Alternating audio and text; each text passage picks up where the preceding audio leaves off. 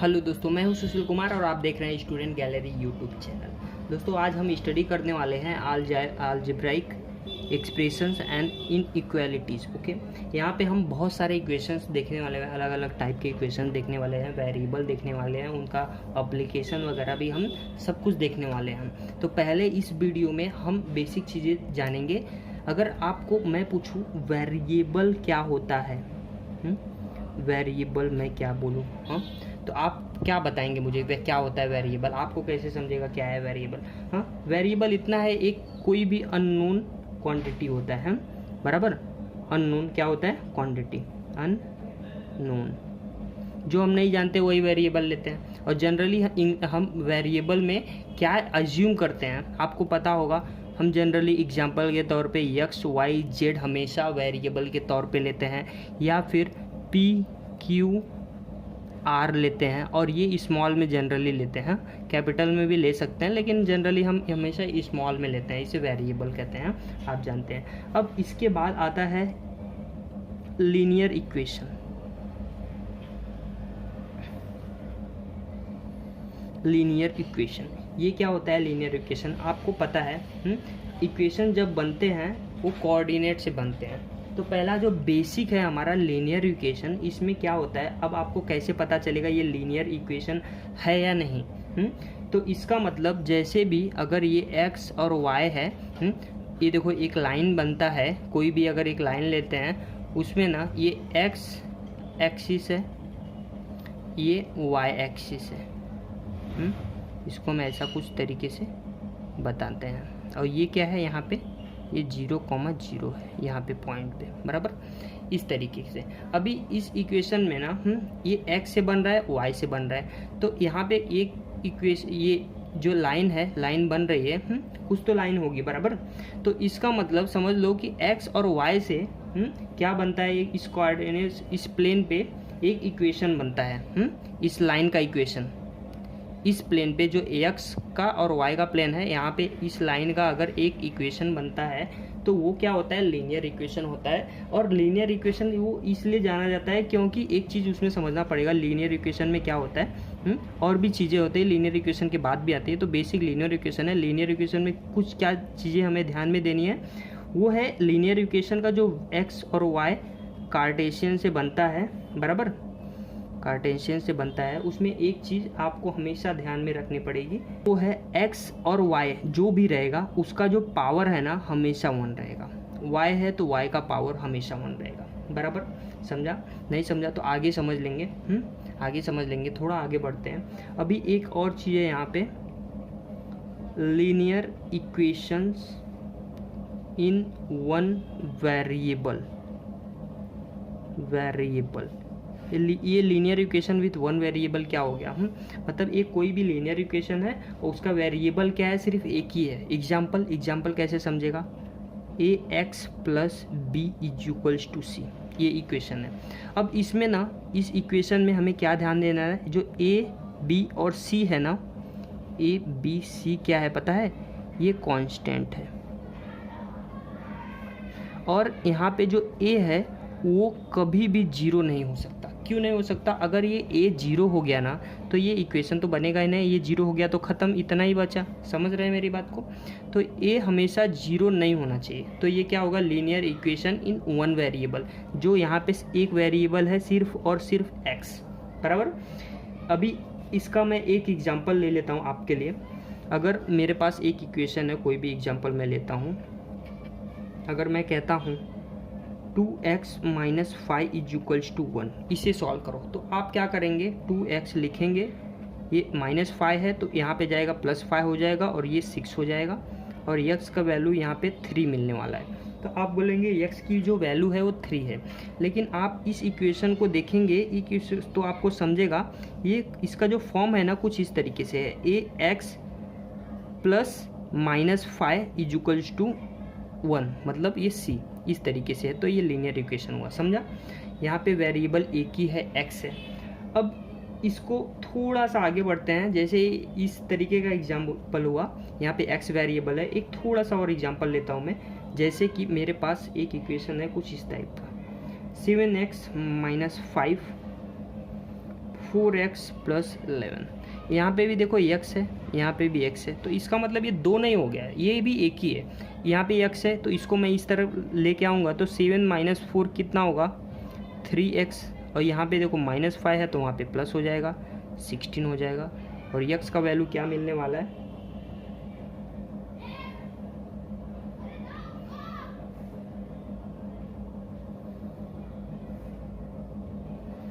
16 divided by 3। यहाँ पे भी देखो एक ही वेरिएबल था, वो भी था x। ऐसे ही अगर मैं एक और एग्जांपल लूँ आपके लिए, वो क्या होगा 4/x minus 3/2x is equals to 5। यहाँ पे भी देखो एक ही वेरिएबल है x और यहाँ पे x। अगर इसे आप सॉल्व करेंगे, कैसे करेंगे, यहाँ पे देखो 2x है, 2x से अगर मैं मल्टीप्लाई कर देता हूँ पूरा का पूरा तो ये कितना होगा, x कट जाएगा, ये 8 बचेगा, हाँ, माइनस 2x से कट निकलने वाला है इक्वल टू ये 10x हो जाएगा। मैंने क्या किया, यहाँ पे 2x से मल्टीप्लाई कर दिया पूरा का पूरा। अभी देखो यहाँ पे x बच रहा है, यहाँ पे 8 माइनस 3 कितना हो गया 5 हो गया, ये अपॉन में आ गया 10, और इसे सॉल्व करूँगा तो ये 1/2 आएगा। मतलब ये x का वैल्यू क्या हो गया 1/2, एक ही वेरिएबल है तो ये क्या होगा लीनियर इक्वेशन इन वन वेरिएबल। अभी आगे बढ़ते हैं, हाँ आगे बढ़ते हैं। एक और एग्जांपल मैं लेता हूँ, थोड़ा अलग एग्जांपल लेता हूँ, थोड़ा सा अलग, और इसका समझ लेते हैं अप्लीकेशन क्या है। मुझे कैसे समझेगा ये कभी यूज़ होगा कभी नहीं यूज़ होगा। तो इस तरीके का एग्जांपल लूँगा कि आपको इसका अप्लीकेशन भी समझ में आए। ओके, देखिए किसका एग्जांपल ले रहा हूँ मैं, इसी का लीनियर इक्वेशन इन वन वेरिएबल का। ओके, एप्लीकेशन क्या है समझो इसे। एक एग्जांपल लेता हूँ, एग्जांपल आपके स्क्रीन के ऊपर ये रहा, number is 16 if the number formed by reversing the digit is less than the original number by 18, find the original number। इस क्वेश्चन को देख के आपको क्या समझ में आ रहा है, इस क्वेश्चन को आप देखेंगे तो यहाँ पे बोल रहा है कि सम ऑफ डिजिट्स बोल रहा है, किस डिजिट का बोल रहा है, सम ऑफ 2 डिजिट नंबर, कोई भी 2 डिजिट नंबर है मतलब x y, ये कोई 2 डिजिट का नंबर है उसका सम बोल रहा है, मतलब x प्लस y ऐसा कुछ बोल रहा है, वो जो भी होना चाहिए। तो उसका क्या बोल रहा है, सम होके 16 होना चाहिए। तो इसका मतलब समझ लो अगर 2 डिजिट है मेरे पास, वो डिजिट को मुझे कैसे समझेगा, उसका सम 16 आएगा। एग्जांपल के तौर पे ऐसे समझते हैं, 2 डिजिट है तो 2 डिजिट का सम 16 आ रहा है। तो आप याद रखो कि 2 डिजिट का सम 16 आ रहा है तो सिंगल डिजिट का सबसे बड़ा नंबर कौन सा है, सिंगल डिजिट का सबसे बड़ा नंबर जो है 9 है, बराबर। अब इसमें से 9 में हम क्या ऐसा प्लस करेंगे कि 16 आएगा, हम यहाँ पे 7 प्लस करेंगे तो 16 आएगा, तो मतलब ये 97 हुआ। अब 97 को हम स्वाइप करेंगे, उल्टा करेंगे तो ये 79 होगा। अभी ये नंबर हो गया। अभी 9 को अगर मैं कम करता हूँ तो 8 बनता है, और 7 को मैं 1 बढ़ाता हूँ तो वो भी 8 बनता है, मतलब ये तीसरा नंबर हो गया। अभी भी और कोई नंबर बनेगा क्या, नहीं बनेगा, क्योंकि ये 3 ही नंबर आएंगे। यहाँ पे बोल रहा है 16 तीनों से मिल रहा है, बराबर। अभी क्या बोला है क्वेश्चन में, if the number found by reversing the digits is less than the original number by 18, मतलब उसका अगर हम नंबर को उल्टा करेंगे तो डिफरेंस कितना बोल रहा है वो 18 आएगा।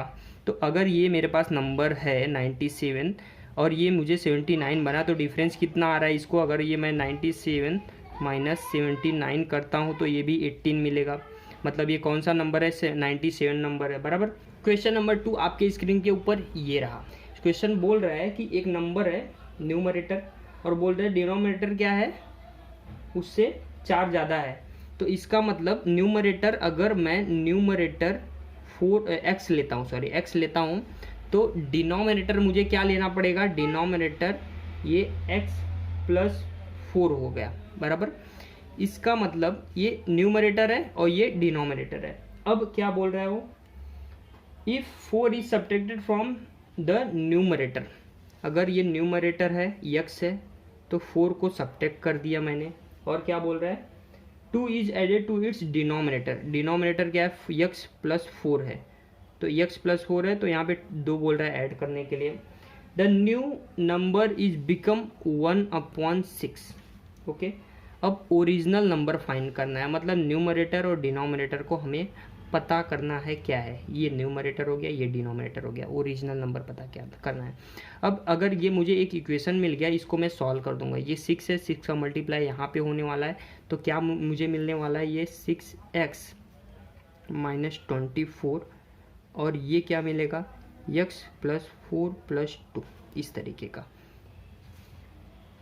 अब आप देखेंगे यहाँ पे x यहाँ पे है, यहाँ पे 6x है, ये आएगा, एक कम हो जाएगा, 5x होएगा, और यहाँ पे 4 प्लस 2 6 होने वाला है, और प्लस 24 ये 30 होगा। अब x का वैल्यू क्या मिल रहा है, यहाँ पे 6 मिलने वाला है।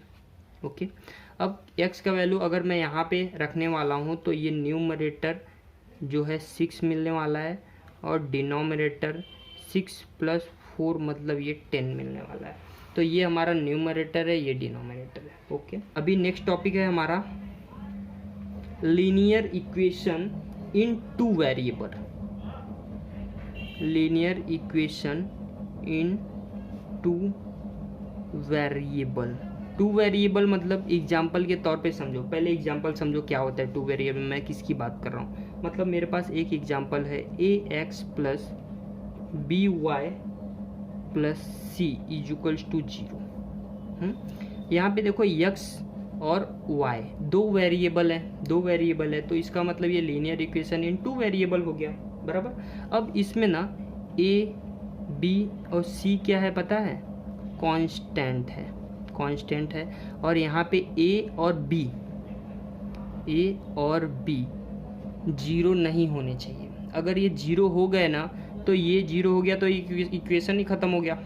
अगर एक 0 हो गया है, अगर y वाला 0 हो गया तो ये लीनियर इक्वेशन भी तो वन वेरिएबल हो जाएगा, क्योंकि एक ही x यहाँ पे x बचेगा, क्योंकि ये तो 0 हो गया है, और ये 0 होगा तो ये बचेगा, मतलब ये लीनियर इक्वेशन हो जाएगा, इन वन वेरिएबल हो जाएगा। लेकिन यहाँ पे दोनों 0 नहीं होने चाहिए, तब ये जाके linear equation in two variable होगा। ओके, एग्जाम्पल के तौर पे हम समझते हैं। यहाँ पे क्या होता है ना, यहाँ पे linear equation in two variable में होता है, क्या होता है, एक चीज़ को हमें समझना पड़ेगा। अगर मैं इस ग्राफ को कुछ इस तरीके से बनाऊँ और दो इक्वेशन अगर मैं आपको सॉल्व करने के लिए दूँ, जैसे कि क्या 2x plus y is equals to 4, ये मेरा इक्वेशन है। और इस इक्वेशन को मैं क्या करता हूँ, अगर मैं इसका चाहूँ तो वैल्यू अगर निकालना चाहूँ, ये कुछ इस तरीके से, अगर मैं x का वैल्यू 0 करता हूँ, तो y का वैल्यू क्या मिलने वाला है मुझे, y क्या मिलेगा, y का वैल्यू 4 मिलेगा। अगर y 0 होगा तो x का वैल्यू क्या मिलने वाला है मुझे, x का वैल्यू 2 मिलेगा। इसका मतलब ये एक्स वाई लाइन है, तो x का वैल्यू 2 जो कि यहाँ पे आएगा, और y का वैल्यू 4 जो कि 1 2 3 4 यहाँ पे आएगा। ये इस तरीके का लाइन हुआ, बराबर। अब इस तरीके का लाइन हुआ, ये 2 और 4, ये 2 हो गया 4 हो गया, एक लाइन बन गई।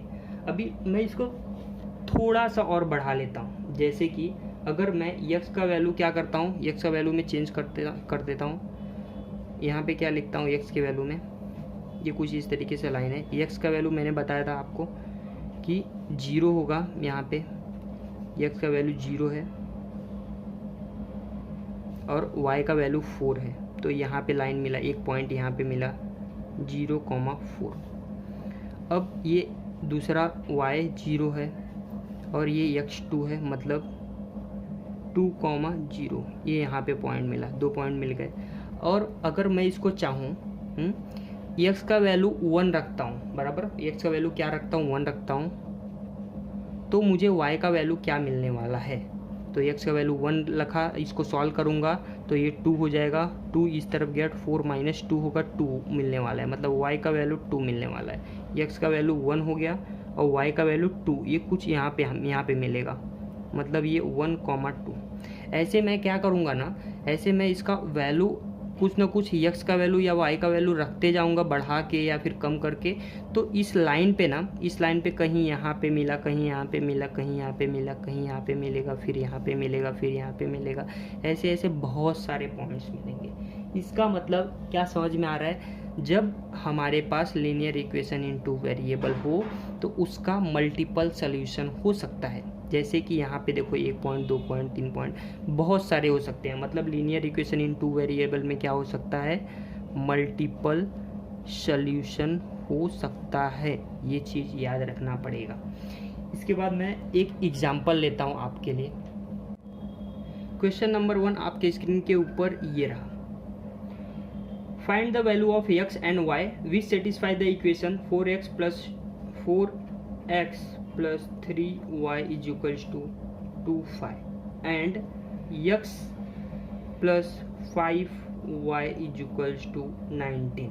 हाँ, ये क्या पूछ रहा है, x और y का वैल्यू पूछ रहा है। लीनियर इक्वेशन इन 2 वेरिएबल को हम कैसे सॉल्व करेंगे। ये इक्वेशन 1 हो गया, ये इक्वेशन 2 हो गया। अभी हमें इसे सॉल्व करना है। सिंपल सा देखिए यहाँ पे, क्या अगर हम इसमें से x और y को किसी को भी 0 कर सकते हैं दोनों में से, तो हम क्या करेंगे। देखिए यहाँ पे देखो x है, यहाँ पे 4 है, 4x है।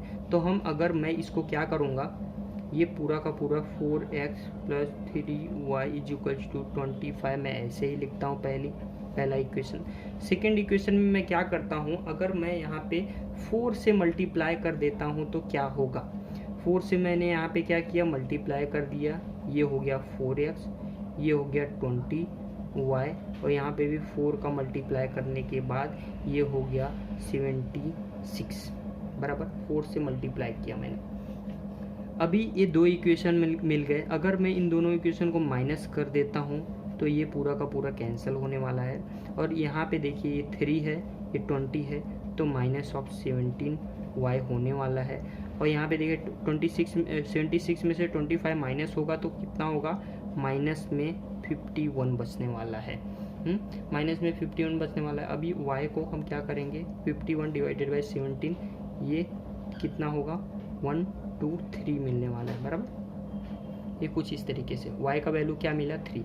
अब y का वैल्यू हम क्या करेंगे ना, किसी भी इक्वेशन में रख देते हैं। किस इक्वेशन में हम y का वैल्यू रखते हैं, इस इक्वेशन में अगर रख देते हैं, इस इक्वेशन नंबर 2 में हम y का वैल्यू रख देते हैं, तो x प्लस 5 3 या 15 इक्वल्स टू 19। तो x का वैल्यू 19 माइनस 5 कितना, 4 मिलने वाला है।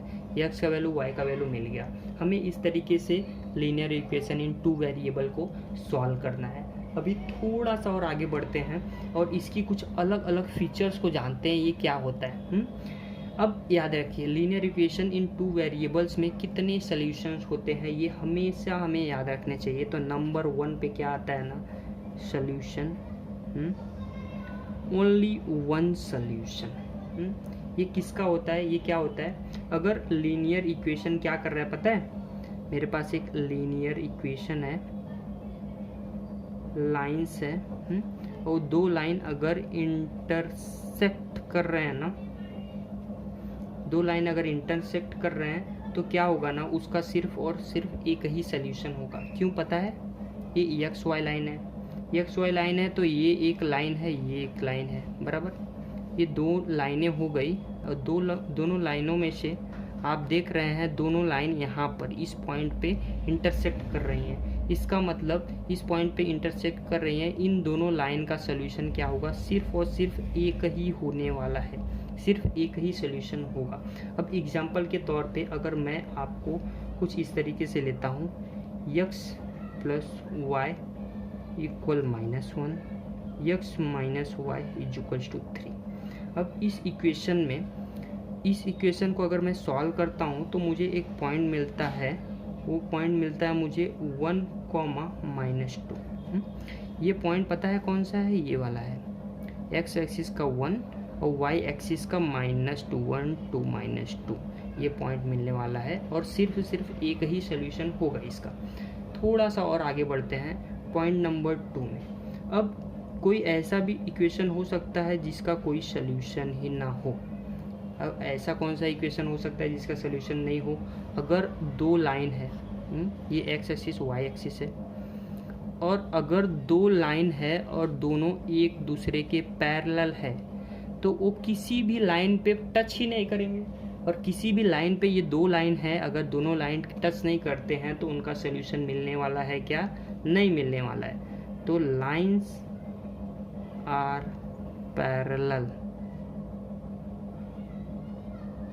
अगर दो लाइंस पैरेलल है उनका एक भी सोल्यूशन नहीं मिलने वाला है, ये हमेशा हमें याद रखना है। एग्जांपल के तौर पे मैं आपके लिए x plus y is equals to -1, 2x plus 2y is equals to -6, ये एग्जांपल लेता हूँ। इनको अगर सॉल्व करेंगे आपको तो कोई भी वैल्यू नहीं मिलने वाली है। आगे मैं थोड़ी देर में आपको दिखाने वाला हूँ। अगर मैं यहाँ पे देखो 2 लिखता हूँ, यहाँ पे 2 लिखता हूँ, यहाँ पे देखो, और इसको मैं माइनस कर देता हूँ तो दोनों सब कैंसिल हो जाएगा। यहाँ पे 2, यहाँ पे 2, तो ये 2x 2y और यहाँ पे -2 हो जाएगा। तो अगर ये देखो यहाँ पे भी 2x 2y, तो यहाँ पे अगर इन दोनों को माइनस करूँगा, ये कैंसिल, बचेगा क्या, x और y कुछ नहीं बचने वाला है, तो मतलब कुछ सोल्यूशन ही नहीं मिलेगा। ओके, कुछ सोल्यूशन नहीं मिलेगा तो कोई सोल्यूशन है ही नहीं इसका। अभी फिर से आगे बढ़ते हैं पॉइंट नंबर 3 पे। पॉइंट नंबर 3 पे क्या है, उसका infinite solution, maximum number of solution मिलने वाले हैं, बहुत सारे सोल्यूशन मिलने। और ऐसा कब होगा, ये x और y एक्सिस है और वो एक लाइन है, मतलब एक लाइन कैसे है, मतलब बोथ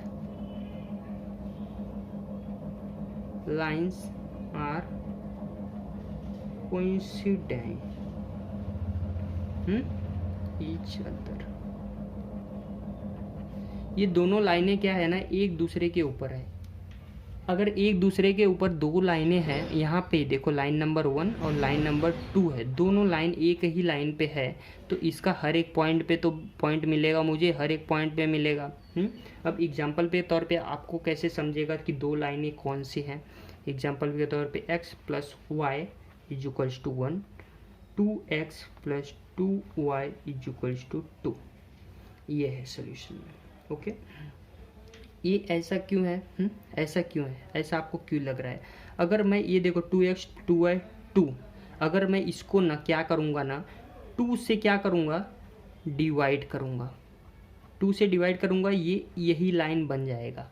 तो समझे क्यों मैं बोल रहा हूँ, ये वाला लाइन है, सेम चीज़ बन जाएगा, मतलब ये दोनों एक ही लाइन है, एक ही लाइन है, इसका मतलब दो लाइनें हैं एक दूसरे के ऊपर है। लेकिन यहाँ पे दिखा रहा है दो लाइन है तो वो एक दूसरे के ऊपर है, मतलब इनफाइनाइट सोल्यूशन मिलने वाला है, बहुत सारा सोल्यूशन मिलेगा। हाँ, इसको हम आगे थोड़ा सा और मॉडिफाई तरीके से समझते हैं। इससे पहले मैं दो चीज़ें और आपके साथ डिस्कस करना चाहता हूँ। पहली चीज़ क्या है, कंसिस्टेंट सिस्टम।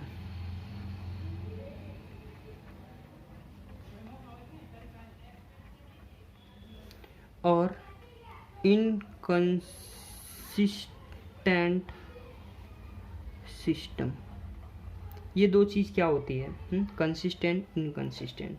कंसिस्टेंस और इनकंसिस्टेंट में थोड़ा सा ही डिफरेंस है, बहुत थोड़ा सा डिफरेंस है, जिसकी वजह से ये इसका उल्टा है, ये इसका उल्टा है। पहले हम कंसिस्टेंसी देखेंगे, क्या होता है कंसिस्टेंसी। कंसिस्टेंट सिस्टम मतलब क्या, दो जो भी लाइन वगैरह है, जो भी लीनियर इक्वेशन है, उनका जो सोल्यूशन है ना, कम से कम तो एक मिलना ही चाहिए, एट लीस्ट वन सोल्यूशन, एक सोल्यूशन मिलना ही चाहिए, तो कंसिस्टेंट सिस्टम है।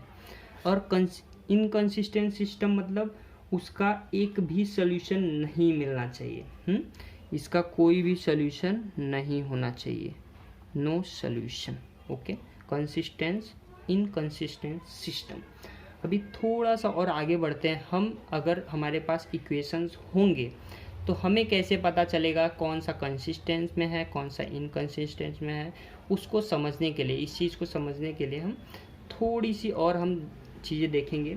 जैसे कि अगर एक सिस्टम है, सिस्टम क्या कहता है ना, मेरे पास दो इक्वेशन है, a1x प्लस b1y प्लस या फिर equal to c1, equal to है a2x plus b2y is equals to c2। ये दो इक्वेशन आपको दिख रहे हैं। अब इसका ना एक सोल्यूशन कब होगा पता है, इन दोनों सोल्यूशन को हम देखेंगे, इसका एक यूनिक सोल्यूशन, वन या फिर यूनिक सॉल्यूशन कब होने वाला है, जब ये ना कुछ इन इक्वेशंस में a/a2 not equal to b1/b2 इस फॉर्म में रहेगा ना। ये a1 है, B1 है, A2 है, B2 है। इसको हम चेक करेंगे इस तरीके से, अगर ये नॉट इक्वल टू रहे, नॉट इक्वल टू रहे तो इसका एक ही यूनिक सोल्यूशन होगा। ये हमें याद रखना है। और इन्फिनिट सोल्यूशन हमें कैसे पता चलेगा इनफाइनाइट सोल्यूशन से?